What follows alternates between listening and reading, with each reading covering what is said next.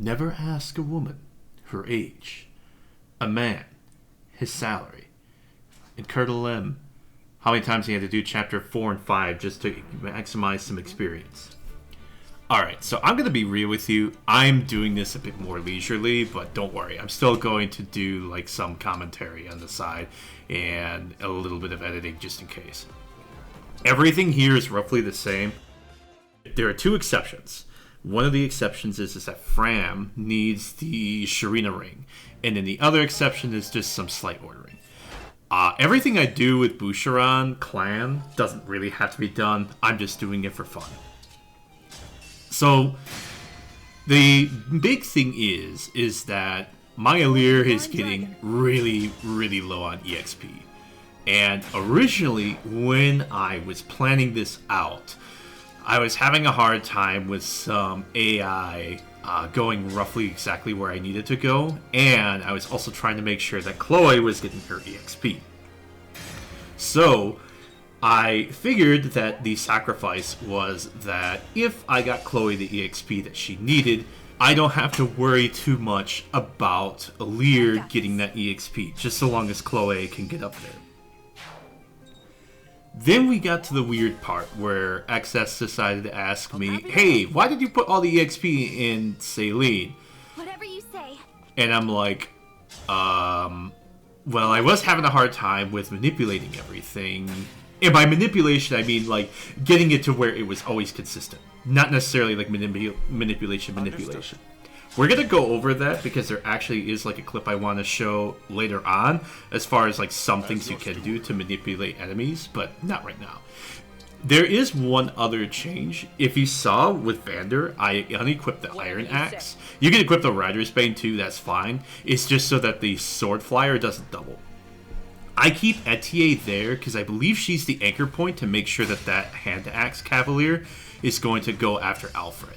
That is, I wanted the Hand Axe Cavalier to attack from the top and not from the right. Boucheron dodges here, but it doesn't matter here. I account for it just so that you're aware. As far as everything else, it plays out the exact same. Vander's still going to take normal hits, Chloe's still going to do her normal stuff, Louie's still going to take this Axe Cavalier, etc, etc. We get the Time Crystal on turn 2. Now this is where things do change, so I'm going to be like as normal in commentary as I can. Boucheron with Noaton should be able to 3-hit KO the Knights here. So we have Clan finish that one off, and this will not kill. So even though I evaded the attack, I should be able to live 2 hits. And even then, I wouldn't be taking 2 hits because Noaton does 12 damage. I move Etier, doesn't really matter anyway. And then I decided to do the usual setup with Celine. So I do Echo, and I use it on that Armor Knight there. And then I switch instead on the second Echo to Fire. So there are 2 reasons for this. The first reason is I don't want to kill this Sword Flier. And the second reason is I don't want to kill the Axe Cav. As far as doing damage on that Lance Flyer, I believe like Iron Lance is fine, but I just do Fencealier just to maximize the damage. I do trade around the items this way that Alfred doesn't have any items equipped. I do believe if he doesn't have any items equipped, the Sword Flyer will not go after her. I Lodestar Rush here just to finish off this Cavalier, and I have full Vacner equipped, which is one of the Fey items. And with that item, that should secure us the KO on that Sword Flyer once it goes into us. We move Vander over here, do the same thing as normal. The only difference is that we equip the Hand Axe, the Iron Axe.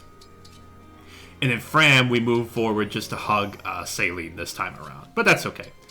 The other difference here is with Louis, I just move him to the fort and I don't attack the archer. I don't know why I didn't think Chloe could finish off that archer on turn 3, but I did a run where Louis missed basically 4 or 5 times. And I was having a hard time with Alfred hitting that Sword Flyer for some reason. So I was using a lot of time crystals. Eventually, the 10th one, I just missed the archer. I'm like, you know what? Let's just play it out. Let's see what happens. And what happened, of course, is that the archer does move towards Chloe, which is good because that allows me to snag my 3rd kill. And it's slightly better, if I recall correctly, because the chain attack gives a little less EXP, or so I found in one run of Chapter 5. So as you saw in there too, the Sword Flier does suicide into Alear, and then we have the Axe Cav still. And then we have Chloe finish off that archer.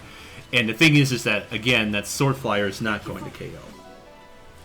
So we have Alear take this instead, and you can attack it with anything, doesn't matter. And again, remember, that Axe Bandit, or Barbarian I should say, will not move whatsoever to attack Chloe. The priority is basically to get the village. Now we do get the village here. Etier is able to get this, and she can survive a counterattack on the next turn. With Boucheron, I just take into account that I took a couple hits, basically pretending, so I just used the vulnerary for that. And then with Celine, we decide to vault her forward, but I almost forgot to do Vander, so I do that real quick. So I go back to Vander, use Override like normal, just so I can get myself positioned into the bush, and then that way Celine can attack Rodine from that position over there. After that, we warp Ragnarok, go over here, warp Ragnarok just to do damage, and then that way Rodine will KO, well, attempt to go into Celine, and Celine will KO on the enemy phase. Enemy phase will basically play out just the same. The only difference is the one archer, for some reason, moves first before the mage, but that's not really a big deal. After that, the mage attacks Vander, and then Rodine goes after Celine. And of course, Celine KOs, so that completes the map in 3 turns. Anyway, this has been Colonel M signing off. Thank you for watching, and very sorry about having to re-upload this. Shame that it's Alear as the MVP, though.